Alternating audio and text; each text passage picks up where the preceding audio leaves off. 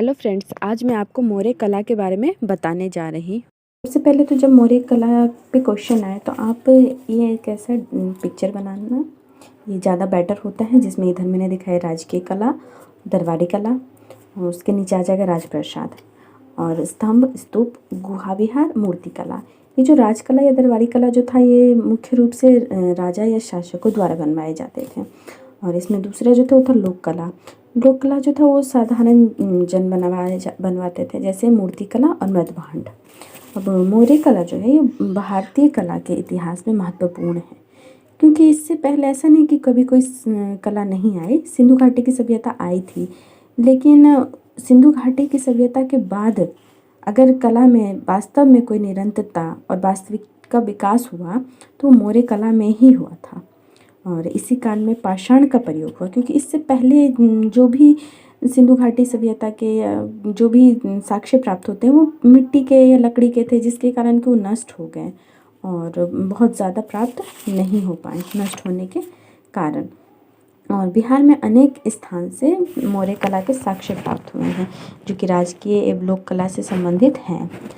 और मौर्य कला स्थापत्य के अवशेष पटना के राजगीर तथा गया के समीप बराबर की पहाड़ियों में देखे जा सकते हैं। चंद्रगुप्त मौर्य का राजप्रसाद पटना के कुम्हार में मिला है।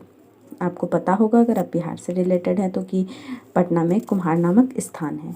और इसका वर्णन जो है वो मेगास्थनीज और एरियन, जो कि एक विदेशी थे, उन्होंने भी किया है। और फाहियान जो चीनी यात्री थे, आपको पता ही होगा, तो फाहियान ने इसकी प्रशंसा की है इस राजप्रसाद की, जो चंद्रगुप्त द्वारा बनवाया गया था। और उन्होंने ऐसा कहा है कि इसे देवों द्वारा निर्मित बताया है। मतलब देखिए आप, इसकी कितनी तारीफ की है इन्होंने। और मेगास्थनीज ने पाटलिपुत्र का वर्णन करते हुए कहा है कि गंगा एवं सोन के संगम पर स्थित यह नगर लकड़ी के दीवारों से घिरा था, जिसके बीच बीच में तीर चलाने के लिए छेद थे। तो इतनी विदेशियों ने भी इतनी तारीफ की थी। अब हम बात करते हैं अशोक स्तंभ की। तो अशोक स्तंभ जो है वो मौर्यकालीन कला में उत्कृष्ट नमूने अशोक स्तंभ हैं, जिसकी संख्या जो लगभग 20 मानी जाती है। और ऐसा कहा जाता है कि यह चुनार की खानों से प्राप्त जो बलुआ पत्थर थे उनसे बने हुए थे, और जिन पर एक चमकीली पॉलिश का प्रयोग हुआ था। यह स्तंभ बिहार के 4 स्थानों पर पाए गए हैं। एक लौरिया नंदनगढ़, लौरिया अरेराज जो कि पश्चिमी चंपारण, और रामपुरवा पूर्वी चंपारण, और बसाद यानी वर्तमान में जो वैशाली नाम से जाना जाता है। इन स्तंभों पे शीर्ष पर यानी जो स्तंभ बने होते हैं उनमें सबसे ऊपर जब आप देखिएगा तो एक सिंह का प्रयोग हुआ है, जबकि रामपुरवा में जो स्तंभ प्राप्त हुए हैं यानी पूर्वी चंपारण में, उसके स्तंभ के सिर पर सांड बना हुआ है।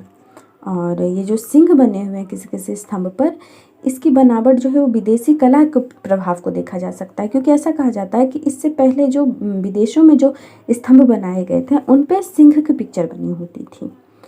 और अशोक ने चट्टानों को काट कर और कंदराओं का निर्माण भी करवाया था। और यह एक नई ही शैली थी, इससे पहले भारत में इस शैली का विकास नहीं हुआ था। और गया के बराबर की पहाड़ियों में अशोक ने केदारों का निर्माण अजीवकों के लिए करी। फिर उनके जो पुत्र थे दशरथ अशोक के, इन्होंने भी नागार्जुन की पहाड़ियों में ऐसे ही निर्माण करवाए। इन गुफाओं के भीतरी भाग में चमकीली पॉलिश का उपयोग जो उन्होंने करवाया, इसकी विशेषता थी। और सारनाथ में भी एक साक्ष्य मिलता है, जिसको सारनाथ में मूर्ति शिल्प स्थापत्य कला का एक अतिश्रेष्ठ नमूना है। कुछ पाश्चात्य विद्वान ऐसा भी बोलते थे कि जो अशोक ने स्तंभ बनवाए हैं वो ईरानी प्रभाव से मिलते जुलते हैं। लेकिन पटना के जो दीदारगंज से प्राप्त यक्षिणी की मूर्ति मौर्यकालीन मूर्तिकला का अद्भुत उदाहरण है, जिसे दीदारगंज यक्षी नाम दिया जाता है। यह भूरे रंग के बालू पत्थर से बनी है तथा इस पर मौर्यकालीन पॉलिश का भी उत्तम प्रयोग किया गया है। वहीं पटना के लोहानीपुर से 2 पुरुषों के नगण्य शरीर की मूर्तियां प्राप्त हुई है, जो संभवतः जैन तीर्थकर के हो सकते हैं, क्योंकि आपको पता है कि जब अशोक का काल चल रहा था उस टाइम पे जैन के साथ साथ और बौद्ध दोनों की ही परंपरा चल रही थी। कुछ लोग जैन को मानते थे, कुछ लोग बौद्ध धर्म को मान रहे थे। और इनमें से ही इनमें एक पर पॉलिश भी किया हुआ था, जो जैन तीर्थकरों के बने हुए थे मूर्तियाँ।